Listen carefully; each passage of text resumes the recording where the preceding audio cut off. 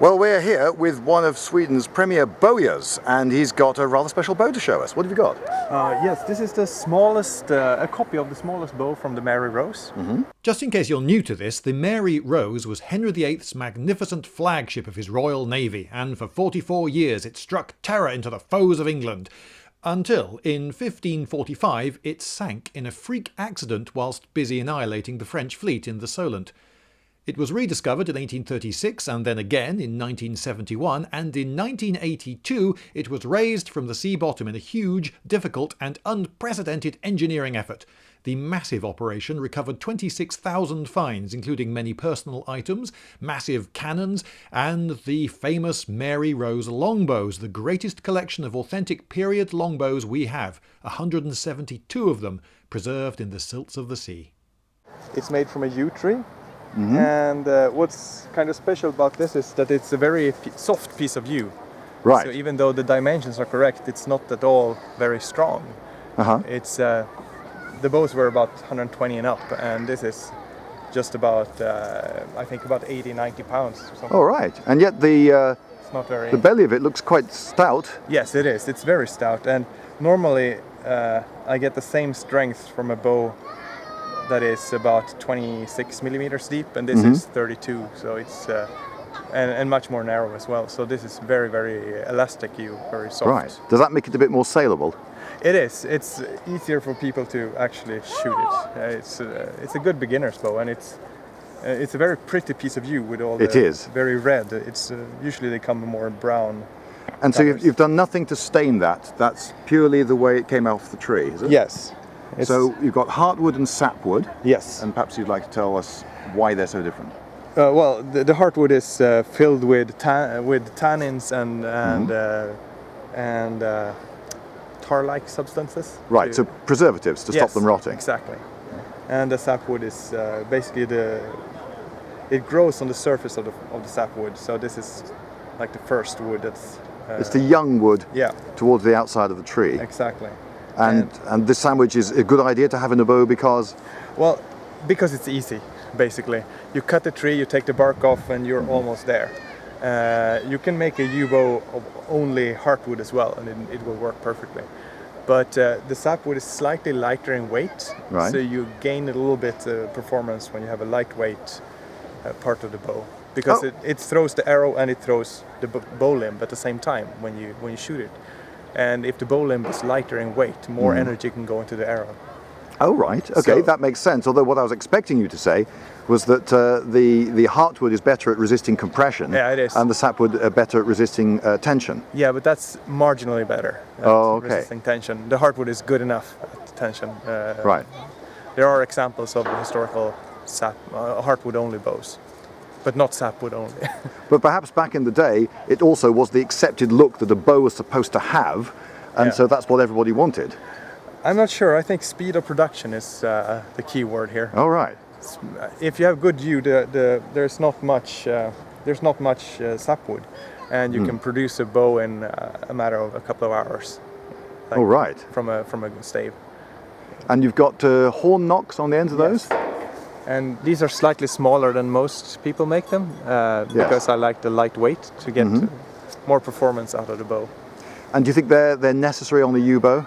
No, they're not. There are Viking yew bows of about 120 pounds with self-knocks, but the disadvantage then is that you have to make the bow wider to stand the pressure of the string. Right. And then you have even more mass than you would with a horn knock. So I can see that you've got a little mark here for where to rest the arrow when you're shooting, but you have no handle. No, there's not supposed to be on a historical bow. They didn't put handles on them. And there's a good reason for that, though. If you use a wooden bow and the moisture changes in the air, you get different strengths of the wood, and it might change the tiller just slightly. And an experienced archer will feel the exact balance of the bow when he's pulling it. And like this will feel unbalanced.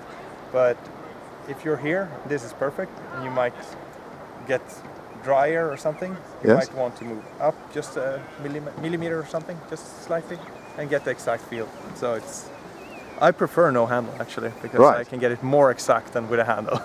Oh, okay. More balanced. And what have you used for the string? This is a linen string because the bow is not super strong, and it's just twisted linen.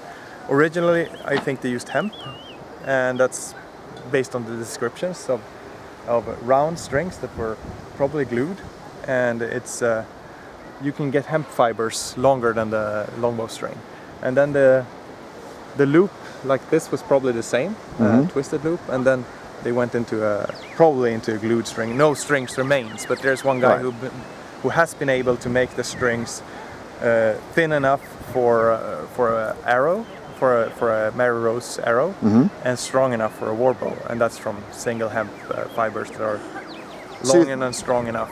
So whereas linen is very strong, you're saying that at the top end the very strongest bowstrings would have been hemp, you think? Yes, because the fiber length is, you don't need to have two fibers joining together anywhere on the string. Right. And where would they get their hemp from? Oh, they would probably just grow it. It grows everywhere, and it was grown for ropes and everything in Europe. And if you grow it densely enough, you get it up to 4 meters tall, and then you get fibers, if you're careful, that are almost that height. I see. So you get the perfect long fiber for it. Well, it's a very nice bow, and some customer somewhere is going to be very lucky. Yeah, I hope so. Oh, I see. You don't have a buyer for this one then yet? No, it was an experiment. So I just wanted to see what the smallest Mary Rose bow would end up with. Since I'm a short guy, I can't pull the 32 inches that everybody talks about in the war bow. Oh, right. So I can do the 28.5, which is the one of the main bunches of arrows from the Mary Rose were 28.5 inches, and I can pull that, and I can, but not the 30.5, which is the other bunch, that is common. I can't pull that. Just my arms are too short. But at least you pull in imperial measurements. Yeah, yeah, exactly. It's just because everybody talks imperial measurements with bows. For Quite right too. Yeah.